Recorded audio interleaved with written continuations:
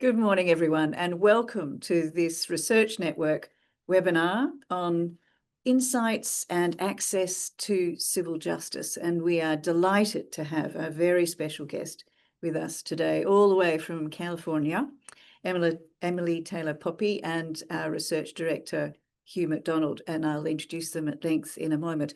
I'm Lynne Haultain. I'm the Executive Director of the Victoria Law Foundation, and this is part of our ongoing series of Research Network events. The VLF offices stand on unceded Wurundjeri land, and I respectfully acknowledge the traditional custodians, recognising their abiding connection to this land, its waterways and community. And it is my privilege to pay respects to their elders and to all the generations who have nurtured this land for over 50,000 years and continue to do so. We believe that acknowledging the past is an essential step in building a better and more equitable future. We recognise the impact of colonisation, its legacy of injustice, and the marginalisation of Aboriginal and Torres Strait Islander peoples.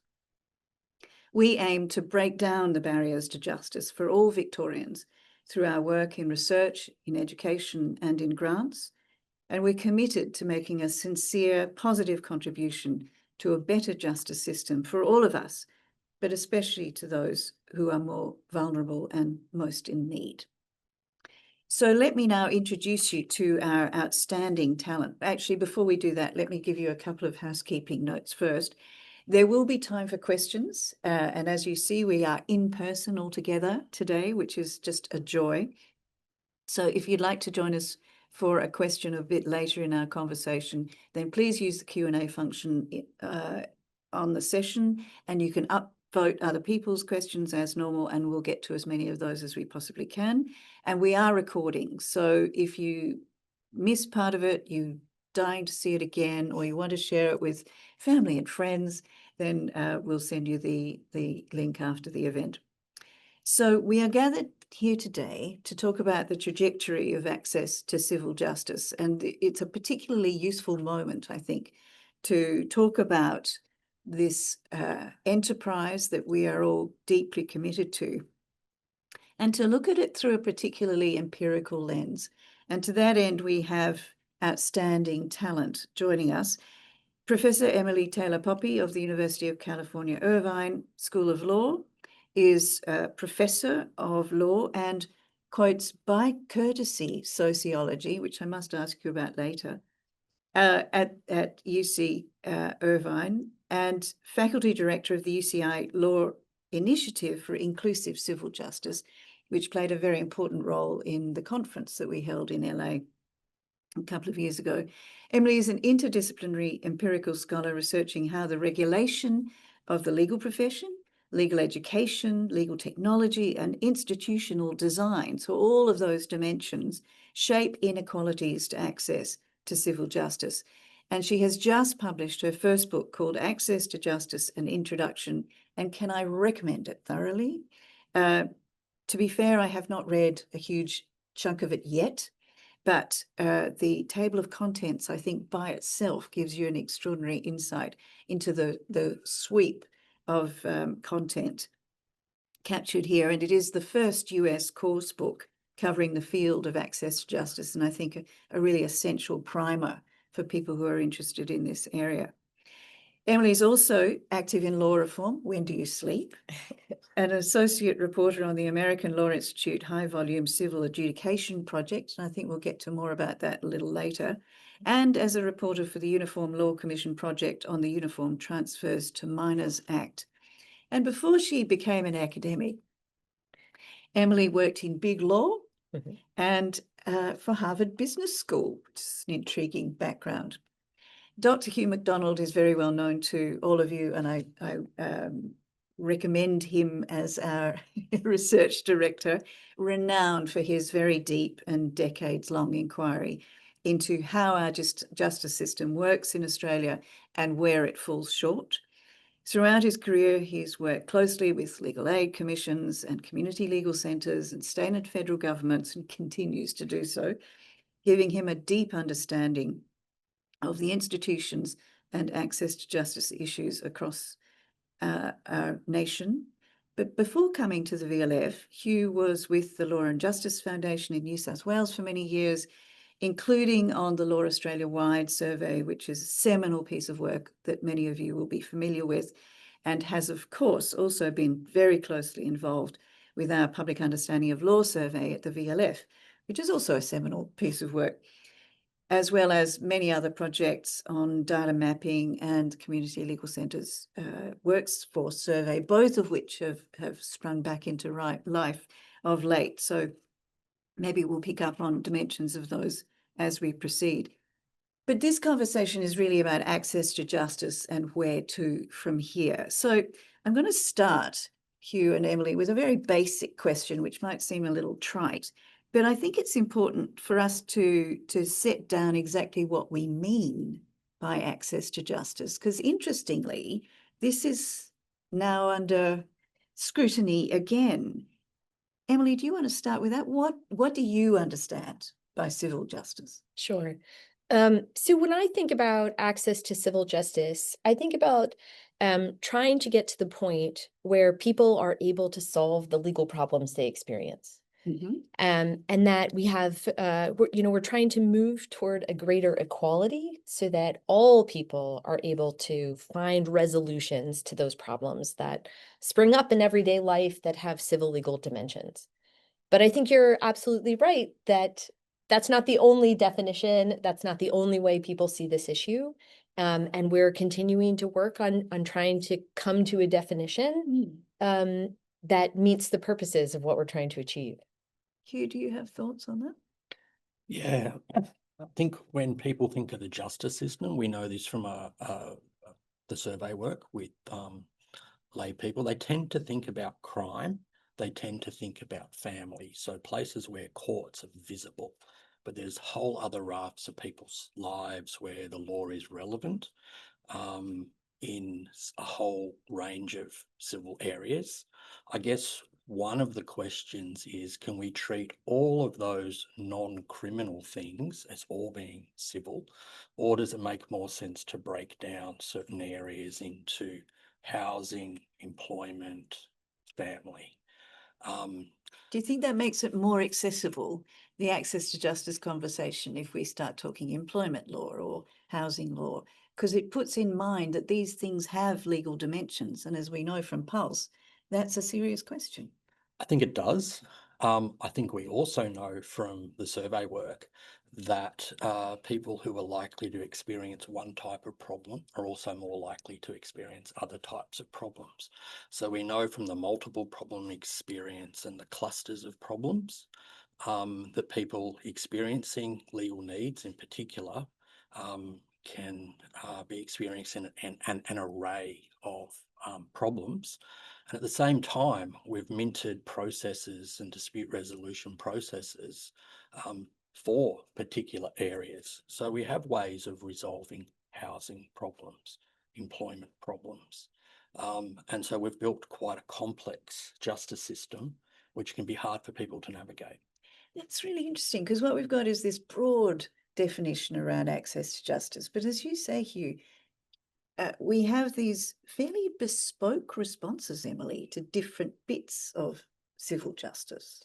Yeah, and I think sometimes when engaging with the public or politicians or grant makers, it can be helpful to focus on a particular area, substantive area. So housing law, eviction law, foreclosure law, debt-related problems.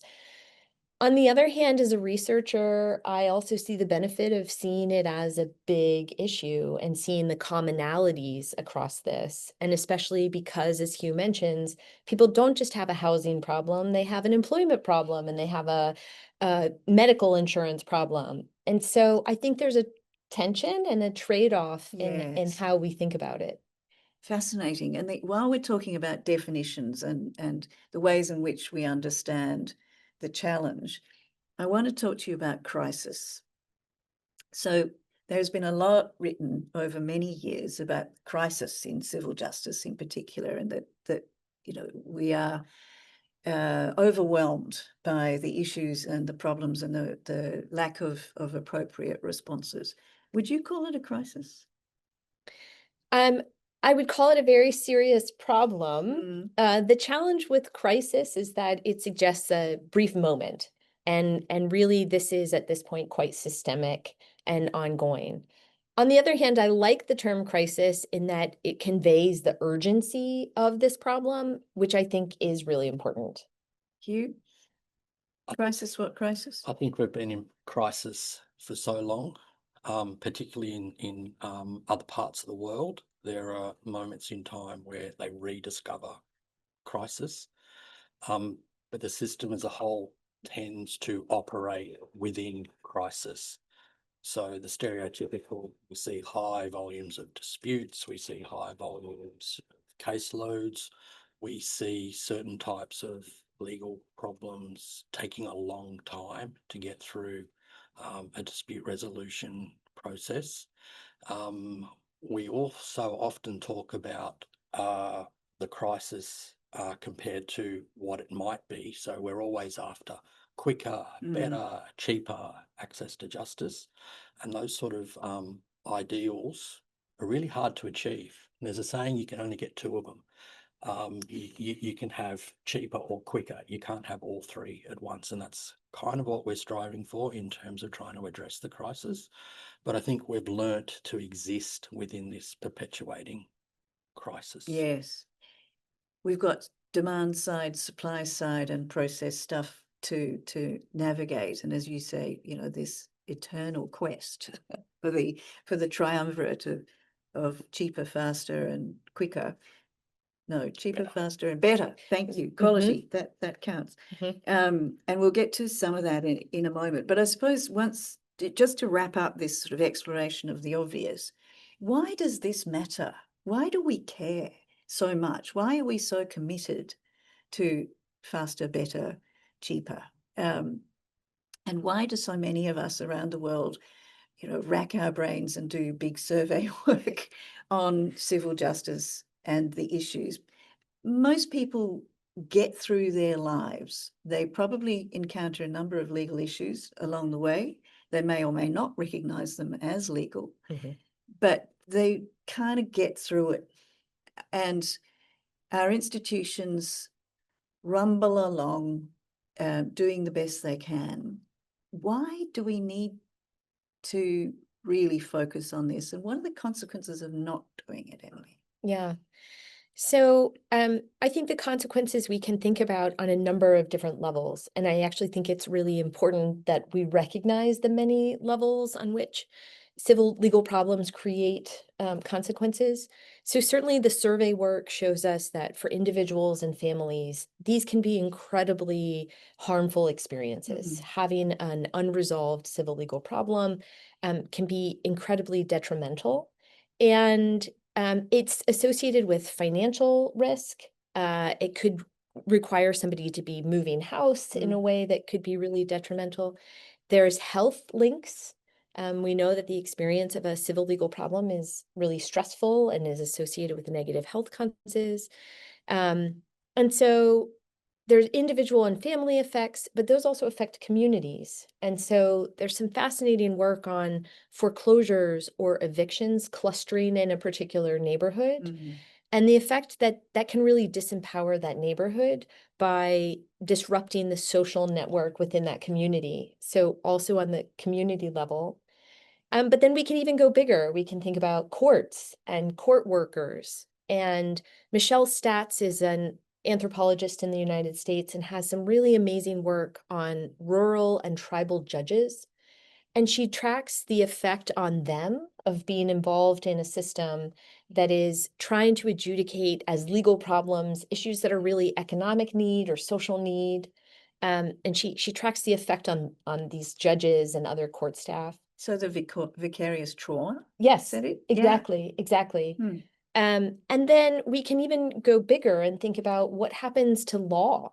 How does law develop in a world where maybe in the debt context where we have defendants who often default and don't show up, their voices are never become part of the record and don't shape the development of law. And we can think then ultimately about law as a democratic institution. And when people are not able to participate in that system, what does it mean for the rule of law or courts and the judiciary as a democratic institution if they're left out? Whose voices get heard? It's it's a really key question. Hugh, a lot of that consequential content we picked up in the Public Understanding of Law Survey Pulse.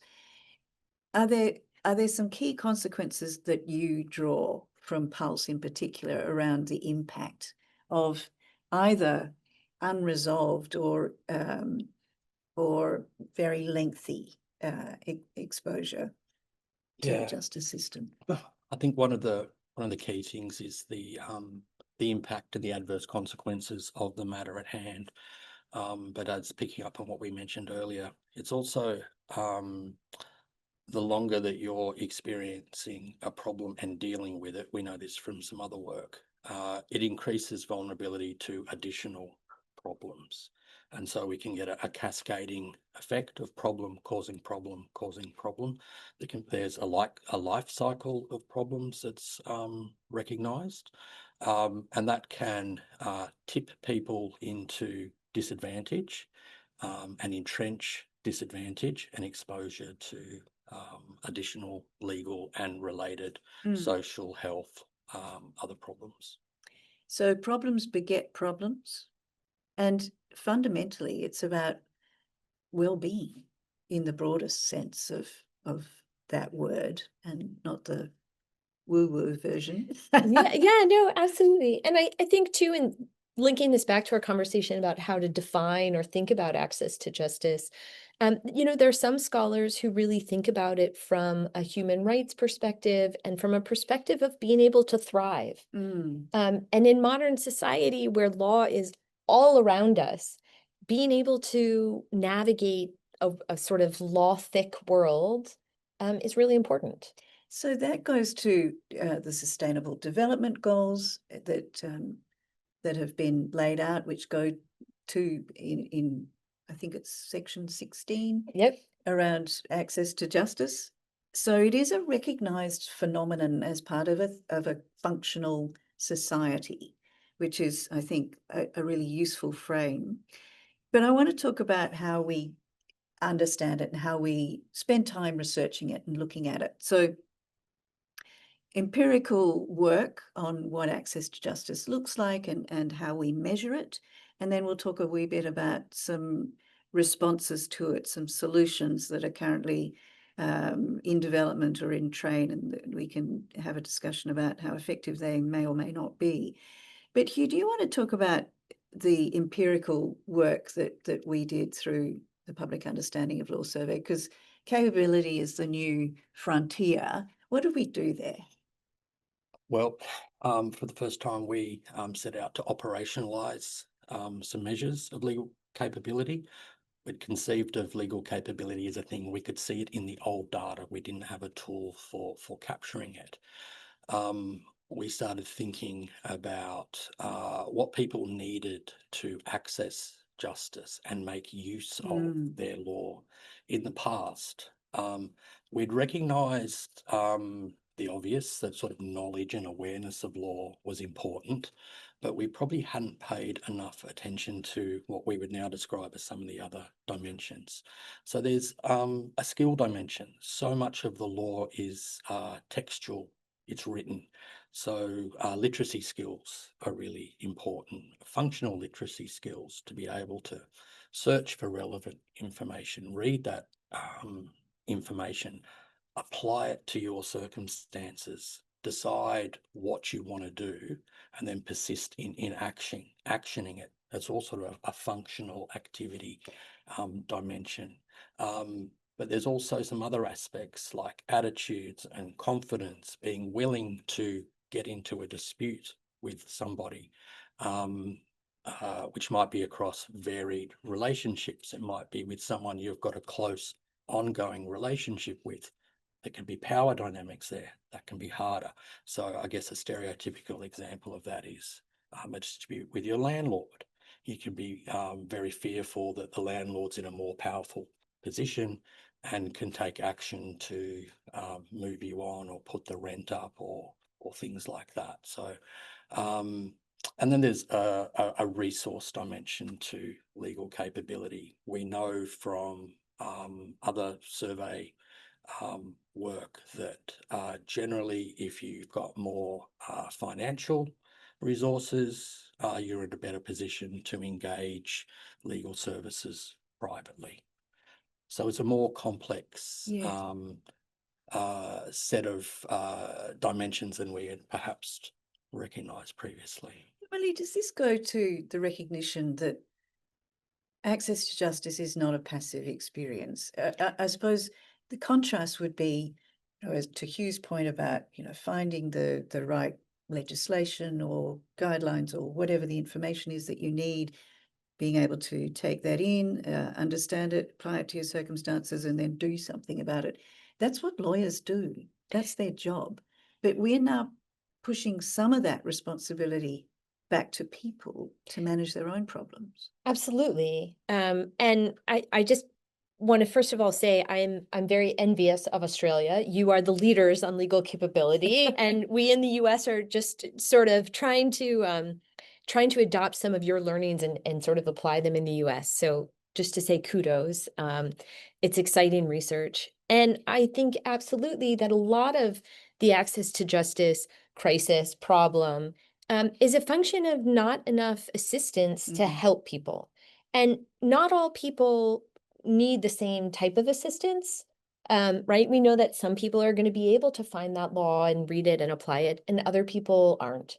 And so our understanding of legal capability really does help us to understand sort of the range of assistance we need to be able to offer people, because they don't all need the same thing. Yes. So how to measure this is the holy grail, and that's the capability work that Pulse has opened up. I think finding some appropriate measures to try and rigorously understand what the experience is. But in the end, that goes to what we do with that insight into people's capability and how we shape processes that respond. So there are some really interesting developments in process that I know you're familiar with, Emily, around civil adjudication, for example. You mentioned a wee bit earlier the eviction and foreclosure work. Tell me more about that. Yeah, so right now, one way I'm working on this is that the American Law Institute has a new project. And the ALI does often, they're most well known for doing sort of restatements of the law, but they also sometimes do principles projects. And the principles project that I'm working on is on high volume civil adjudication. So thinking about eviction, debt collection, child support enforcement, mortgage foreclosure. These are cases that often have a very similar structure, that there's sort of a business or a government institution on one side and an individual on the other. The individual most often does not have legal representation, and they often default and don't participate in the process. But these are involving people's housing, their ability to be with their children. They're really fundamental needs. And so this principles project is thinking about how we can shape court processes to acknowledge the realities of the asymmetry of information, the asymmetry in resources, the realities of people not engaging in the legal process.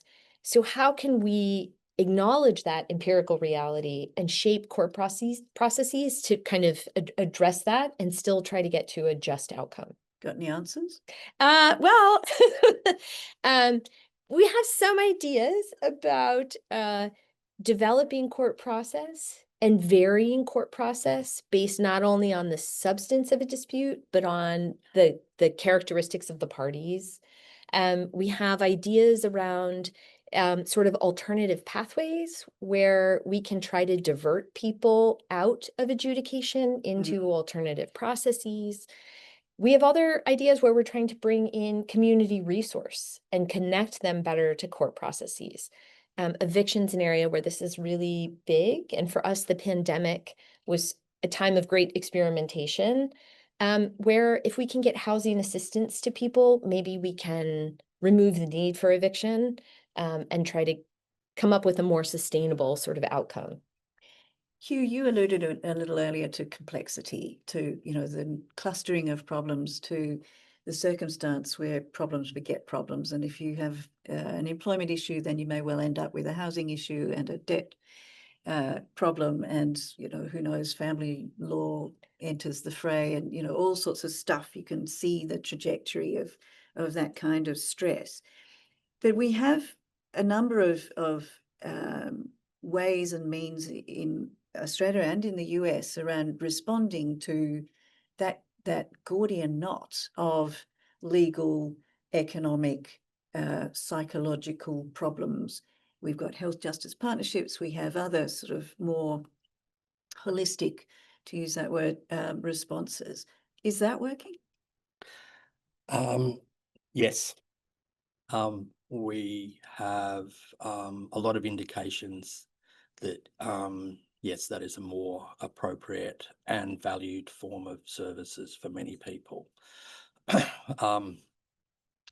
What we don't quite have is the measures to be able to say how much better it is than other forms of services. So the empirical Aspect, Yeah. to say what level of service produces what level of outcomes, to the extent that we have more holistic, more wraparound, more intensive services, generally a better fit for people experiencing more complex situations, for experiencing aspects of everyday life, as well as those people with sort of the multiple problems with perhaps multiple different processes and things to be working through. The downside of that is, while we think that is really effective, we just don't have the resources to provide that level of service to everybody who might benefit from it. So we have some really tough eligibility criteria to provide those sorts of services. So then we get to what is known here, and I'm sure universally, as the missing majority, the missing middle, you know, the vast bulk of people who sit between eligibility for legal assistance and those who can afford to pay for legal counsel, and the bunch of people, most of us in the middle, who fall into that space where we're not going to probably be eligible for the sort of bespoke service that Hugh describes, but we still need help. Yeah. So there's the problem. Is that it? Is that the sort of core issue? I think that's one big piece of it. I would say too, just on the economic piece and sort of the empirical data, I am impressed that there's sort of a new wave of research in the US looking at program evaluation from a return on investment perspective. And most of those studies find that investments in legal assistance are in fact cost-saving measures if you look at overall kind of government services. The hard part is that sometimes those are different pots, and so the incentives aren't necessarily there. So I would say even where we, even if we can't give these services to everyone, we might economically be better off giving more of them than we think, because they can offer a sort of positive return on investment. But beyond what we'll ever be able to do, I think that pushes us toward thinking about different kinds of service providers and different kinds of self-help initiatives to be able to provide sort of new types of interventions along a full sort of continuum of care. Absolutely. And I think, you know, I mean, that's another whole conversation in itself. But I suppose, to come back to your point, Hugh, measurement. It's fundamentally about how do we know whether or not this is really making the sort of impact that we want to see. But what we do have is a truckload of data in various different cubbies around the system. You know, some of it sits with service providers and a lot of it sits in courts, and some of it sits in our own survey outcomes. So how can we use the data that we've got to better shape the systems for more people? The it's probably unsurprisingly, the civil justice system produces an awful lot of data. We went through a data mapping process to look at the use and utility of that data, and I think sort of internationally, there's been a recognition that there is a lot of civil justice data that's being produced, and how can we start to learn some lessons and gather some insights from that data. I think historically, so much of the justice system has relied on anecdote and particular case examples. It's sort of like where we see sort of horrific things happen, and then there's legislative change to respond to particular particular events. The alternative of that is just business as usual and understanding what happens day in, day out within the justice system. Certainly through our work, we found that a lot of the data is disjointed. So we've got a challenge of joining some of it up. We've also got challenges to do with what the data covers. Although it's 2025, it's very hard to see somebody enter the system, engage with the system, and what happens to them post engagement with the system. So we don't really have insights around that, but there are data techniques that we can start to build to improve our visibility of what happens to people and what happens to people in sort of mass areas. So the mass litigation stuff historically has been really important, but it's one of the things that's led to the bespoke response. So going back long enough, 40, 50 years, we had a lot of civil justice things going to the higher courts.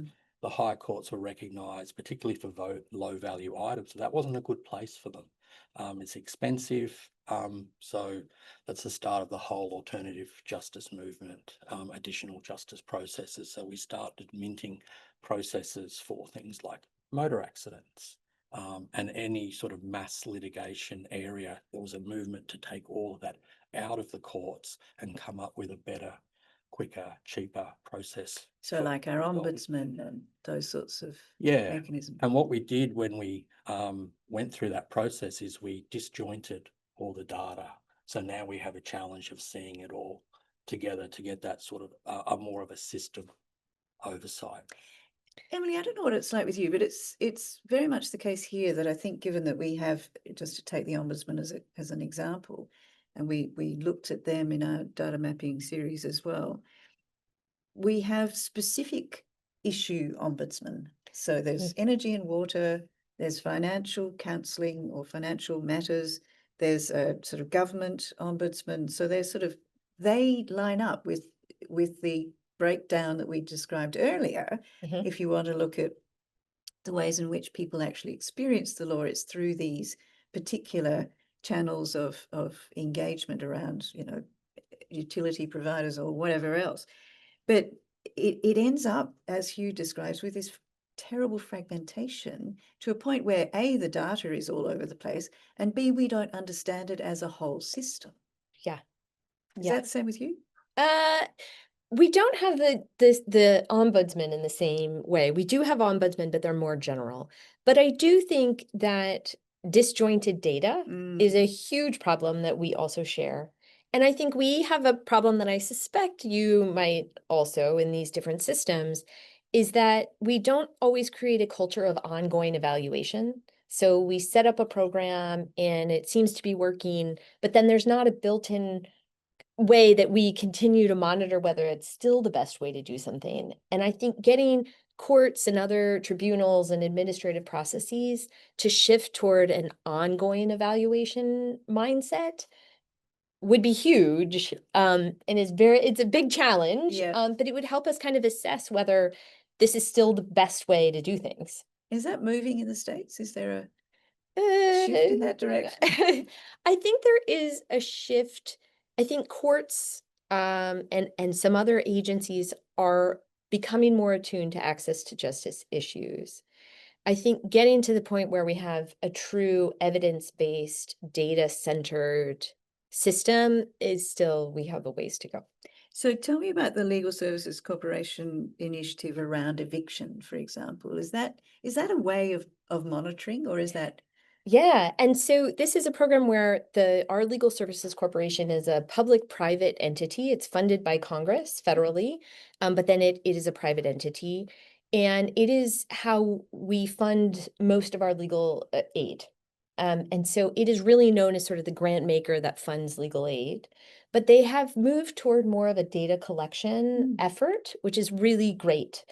And they have started doing some court record collecting, which is a great shift because I don't know about you, but our courts have an amazing amount of information that they really don't use. Sometimes they're digital now increasingly, but we still have courthouses where the records are in some basement in a paper file. And from a research perspective, that's really hard to work with. So I see it as a really great sign of legal services sort of recognizing the value of the data held by courts, and that we need to better understand what's happening in these processes. And court records are a great data source if we can collect them and turn them into actually usable data. Hugh, when I first started at the VLF, I remember having a conversation with a very senior officer in one of our major courts who was very interested in data from the point where people came through the door and the people who then left the building and what happened in between, because their responsibility was making sure that there were enough court officers to manage the problem load, that there were, enough pens and pencils and, all the sort of logistical and practical stuff that was within their remit. When I suggested that he might be interested in what kinds of people were coming and what happened to them afterwards, that was revelatory to him. Is that shifting? Yeah, I think that's exactly where the research insights across the process.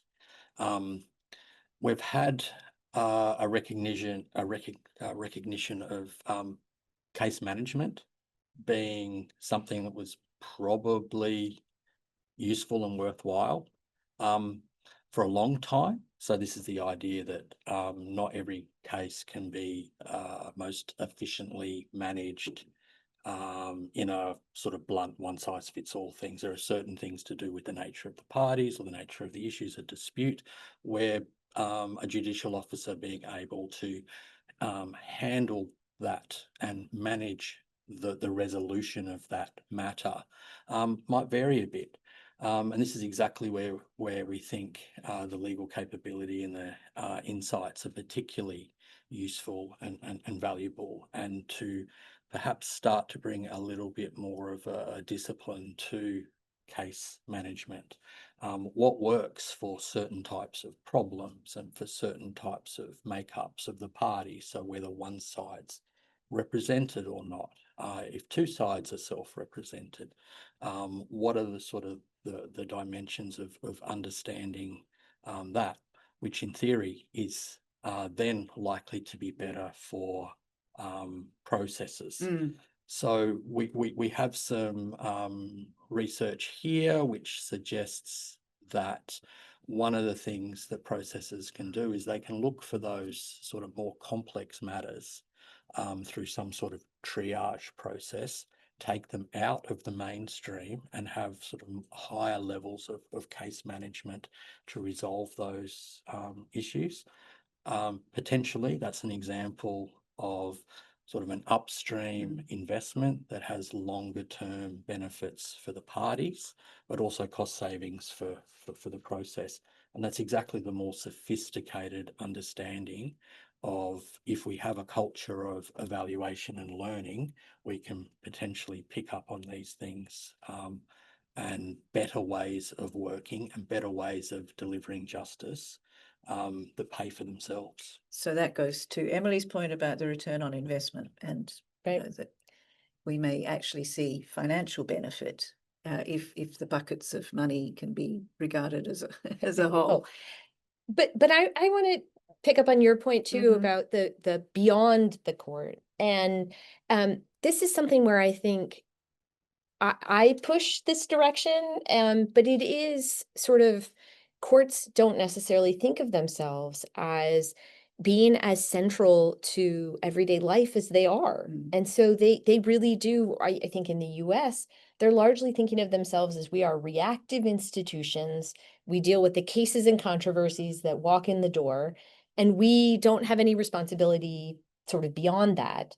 And I would sort of, I'm, somebody who pushes a little more and says, but you understand problems arise here that the legislature should know about. And, you should want to understand how the law is being used by different groups of people. So don't you want to understand a little bit more of the before these things get there? But does this go to a fundamental issue around how people understand the law, and those who are very, very steadfastly committed to the justice is blind mode of thinking, that we are reactive, we are very erudite and very distinct from the rest of the society, because that's critical to our independence and to the fairness of the process. Yeah. That comes up for us a lot, especially around issues about judging is a good example. So the idea that judges should be neutral, and very often neutral becomes equated with passive. I should be a neutral judge, therefore I should be passive.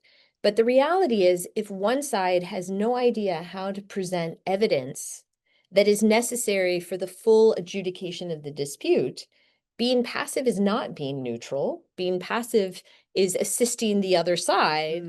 And so I think there is a growing sense of pushing back on some of that. How can you be neutral in the face of deep asymmetries in terms of resources, understanding of the process, access to legal representation?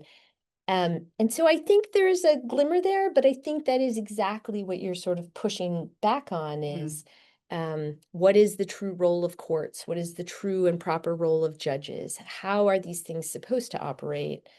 And how do we push back with the empirical reality of what they're really doing and move the needle toward a more just, I would argue, process? Yes, that comes back to definitions of fairness and justice, which is another whole conversation. Yeah. But Hugh, isn't tech going to save us? We'd hope so, but we've been hoping now for a long time that would save us. I think there's, some of the predictions about the rapid transformation that tech would do to the justice system and the civil justice system in particular, just haven't been borne out. Personally, I think part of the reason for that goes hand in hand with the legal capability aspects. What do you mean by that? That where people don't have strong awareness that the law is relevant, lo and behold, they don't try to make use of the law. So they're unlikely to stumble onto legal technologies that are designed to help them. We've also got a navigation process. We can point to really fantastic legal tech innovations, quite numerous. How do you find the right one for you? So there's a challenge that there's this sort of connecting challenge between how you produce legal technology supports and solutions, and connecting it with people. Many apps have died in this effort. Yeah. So one of the things we think about, should you graft technology onto legal assistance services for people to navigate, or should you graft it onto justice institutions and processes, or should it be both? And should they talk to each other? There's some real system navigation again and coordination challenges there. But fundamentally, if you're not aware of it, you don't have some knowledge of law. And importantly, the other dimensions of legal capability, so the attitudes, your confidence, your willingness to take action, to get into a dispute and to see that dispute through to a resolution, are all aspects where I don't think we've designed the technology to support Mm. people to do that. We've been more designing technology to deal with the sort of the knowledge and information aspect.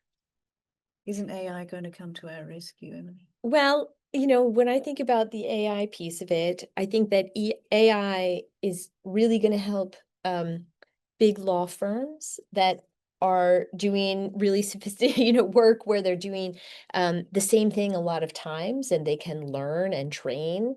And I just think there's a structural challenge there that developing something that can draft a complaint for you when you draft similar complaints all the time Mm-hmm. is quite different than when you are a party who's never faced this type of problem before, and you need to draft an answer and you don't know how to start or where to start. So I just think there's a real structural challenge in tech is going to be easier to develop to help one side versus the other. So once again, it's about the voices that get heard. Mm-hmm. And how we ensure that in the sort of rush to engage with AI that we don't lose the opportunity for people to be party to those sorts of conversations. But I was intrigued by your comment that I read earlier, Emily, around the way in which tech can help people start processes or sort of navigate them once they have, as Hugh points out, the awareness that there is this thing and that it can assist them. But it's not very good at helping the other side, the people who are defending or who are other parties to these problems. Right. So again, it's sort of if you mass produce things, tech is really good at sort of automating mass production. But that's not what the one side on the other side, the defendants. So in a debt collection case, right? The debt collectors are churning them out. Mm-hmm. And so tech is really good at automating that process. But if you are the individual defendant, the tech's just not as good on that side. And we have an incentive structure problem of who's going to create that tech, which is it's going to have to be legal aid or somebody else who wants to help sort of the other side, not at cost. Mm-hmm. And so there's also a financial piece of it. That's the perpetual challenge in legal aid, right? Is finding the dollars to create the incentives to create the assistance on that side. Does it feel a bit like, the more we understand, the bigger the problems and the challenges are, and we're sort of creating a monster that will never actually really slay? I taught a seminar on access to justice this past spring, and at one point in the semester, I had a student who had just sort of been quiet during that day's discussion. And I said, "Oh, can I, do you have anything you want to add? What are you thinking?" And she said, I'm just lost in the problem. I've learned so much now about the scope of the problem and the complexity and the challenge, and I'm lost. And I thought, I'm failing. This is not good as a teacher. And so I really felt it was important that we shift at that point to the rays of hope.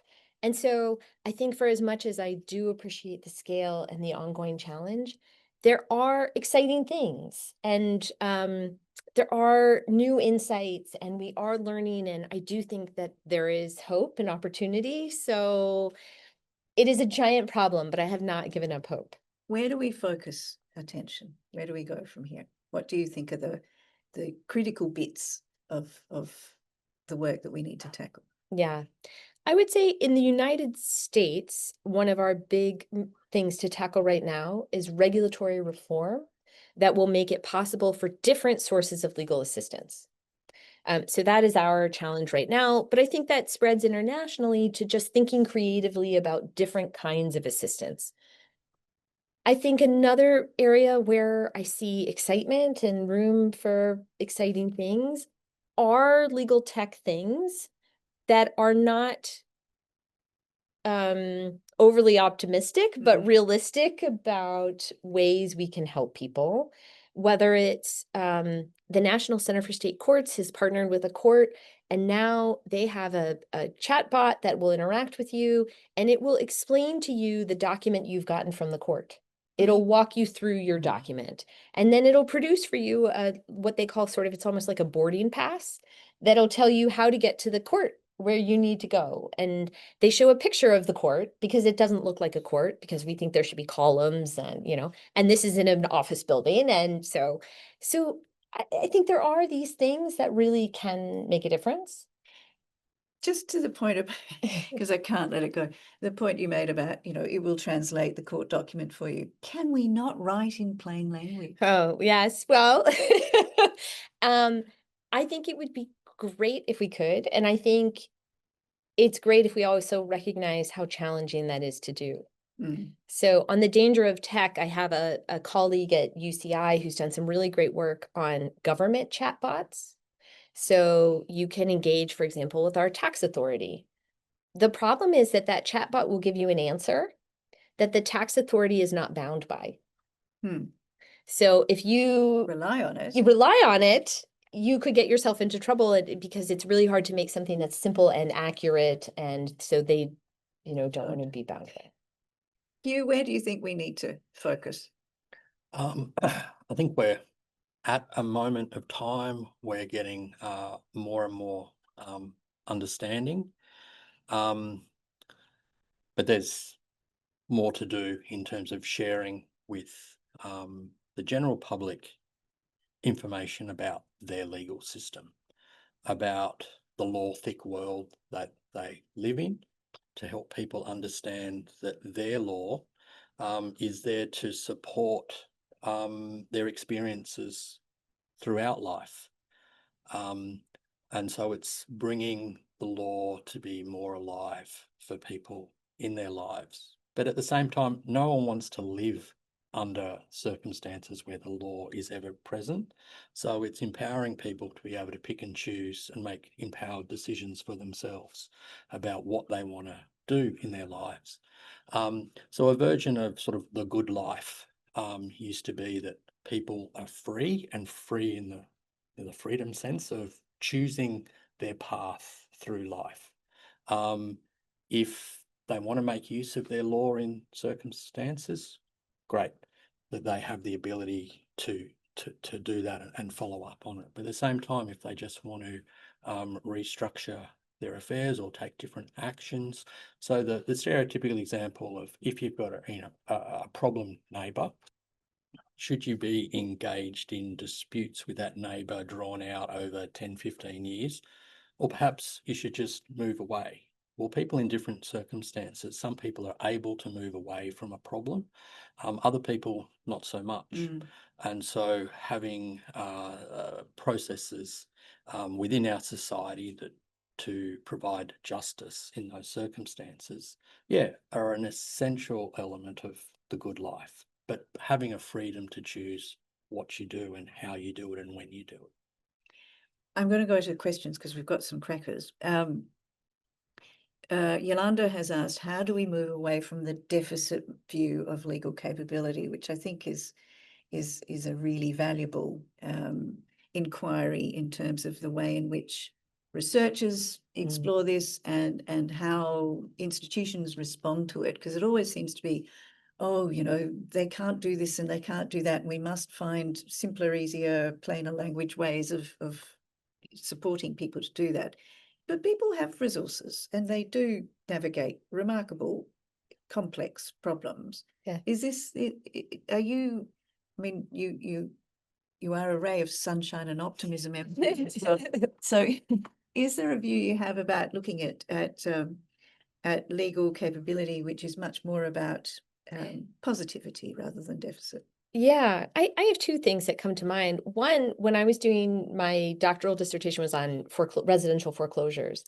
And what some of the data found was that people who were somewhat less wealthy actually were much better off than the wealthier people in navigating their situation, because they talked about it with other people and other people who had been through the same situation. And those people had practical advice on, this is the phone number, this is how you navigate this, this is what you do.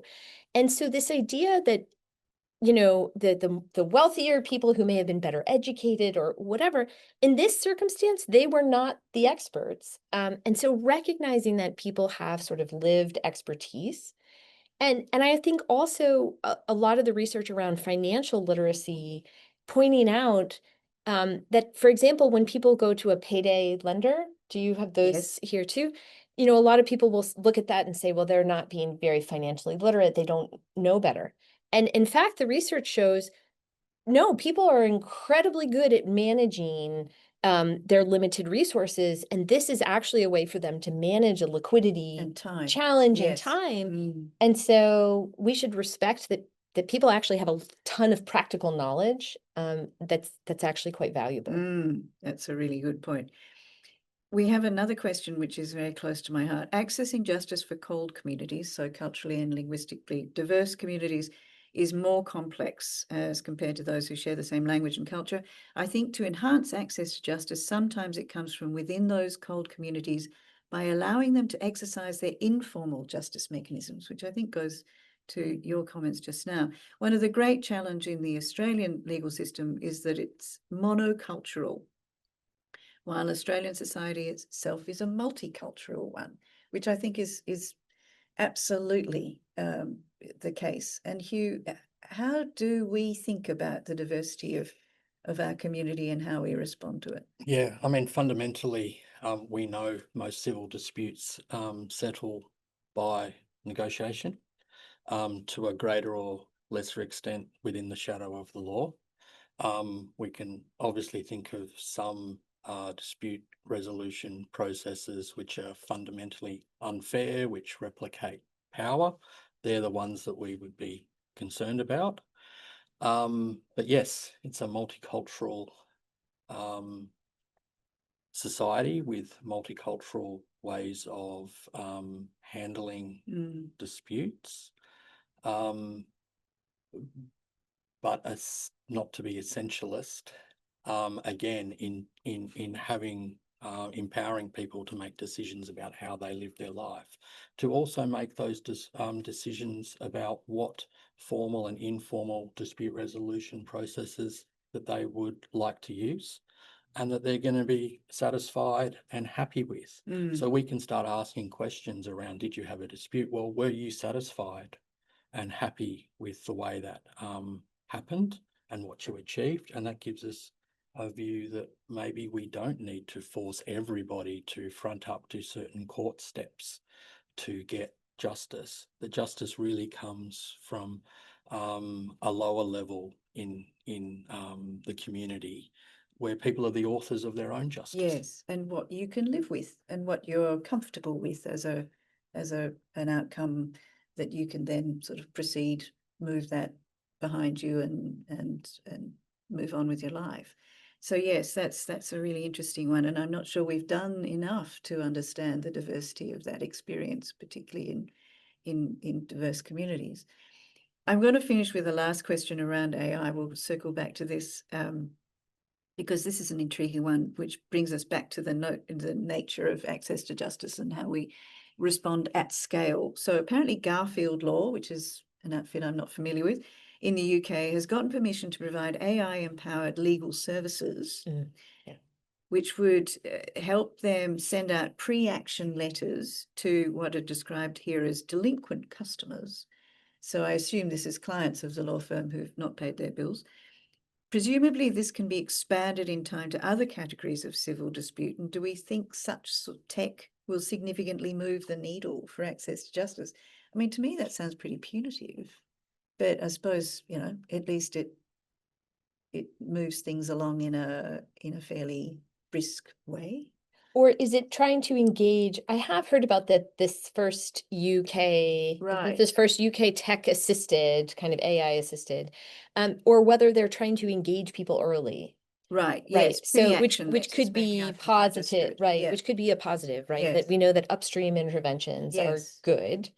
So Again, is this like nudge behavioral? maybe, right? And so if you can intervene early before things actually escalate, early intervention's good. Again, it always comes back to quality control is what you're generating accurate and actually effective for the people you're trying to reach. And what happens to those who don't necessarily engage with that process, which is always the factor that we need to take into account as well. Hugh, any final remarks on what we need to do next?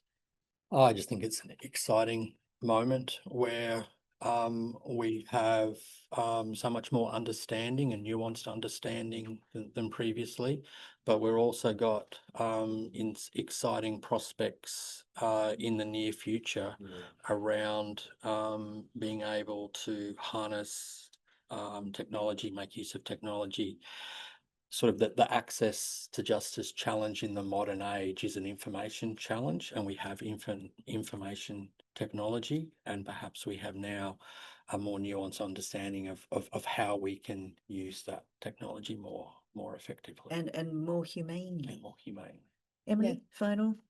What would you do if you could do anything in the research world? I would increase awareness of access to justice as an issue. I really think it's an underappreciated, understudied area. We're fighting the fight, but I think more public recognition is really important. And I think especially in the United States right now, at a moment where we're thinking about the rule of law and its importance and remembering the value of legal institutions, and understanding that access for everyone to those institutions is really important. Absolutely. That's sort of grassroots access, as you say, to this big concept of the Yes. rule of law. They go hand in hand. Yeah. Well, thank you so much to you both, Emily Taylor Poppe from the University of California, Irvine. And don't forget the book. It's called Access to Justice, an Introduction. I'm hoping you get a spike in Australian sales for My publisher will be thrilled. for the book, Emily, because it really is a great primer on many of the issues that we've spoken about today. And our own Dr. Hugh McDonald, Research Director at the Victoria Law Foundation. Thank you ever so much to both of you and to all of you for coming. And don't forget that our Research Network events are quarterly, and our aim is to bring you insights and thinking across both international and domestic developments in access to justice. So if you've got any bright ideas or information about things that we should be covering, please get in touch with us. We would love to hear more. And don't forget also that this session will be distributed to you all through a link. So if you can't wait to watch it all again, then you'll be able to soon, and to share it with as many people as you think would find it of value. Thanks again for coming, and we'll see you next time.